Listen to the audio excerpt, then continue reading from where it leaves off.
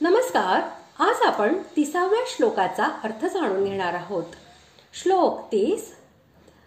प्रह्लादश्चास्मि दैत्यानां कालः कलयतामहं मृगाणां च मृगेन्द्रोऽहं वैनतेयश्च पक्षिणाम्.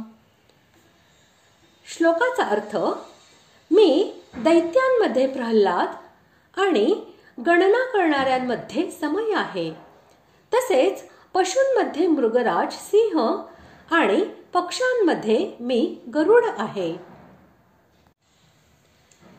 दितीपासून उत्पन्न झालेल्यांना म्हणजेच दितीच्या वंशजांना दैत्य असे म्हणतात. त्या सर्वांमध्ये प्रल्हादाला श्रेष्ठ मानले आहे, कारण तो सर्व सद्गुण संपन्न परमधर्मात्मा, भगवंताचा परमश्रद्धाळू, निष्काम व अनन्यप्रेमी असा भक्त आहे.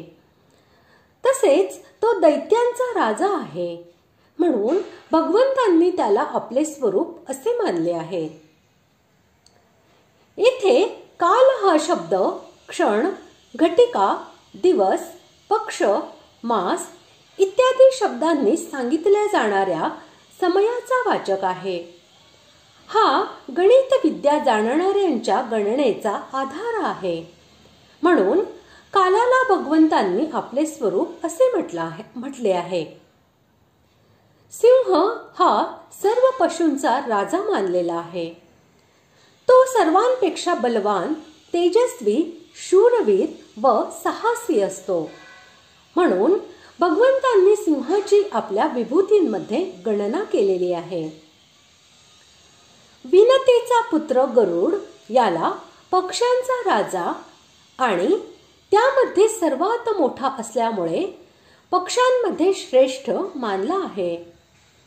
तसेच हा भगवंतांचे म्हणजेच विष्णूंचे वाहन आहे. त्यांचा परमभक्त आणि अत्यंत पराक्रमी आहे. म्हणून भगवंतांनी गरुडाला आपले स्वरूप म्हटले आहे. अशा प्रकारे आज आपण 30व्या श्लोकाचा अर्थ जाणून घेतला. पुढील भागात आपण 31व्या श्लोकाचा अर्थ जाणून घेणार आहोत. धन्यवाद.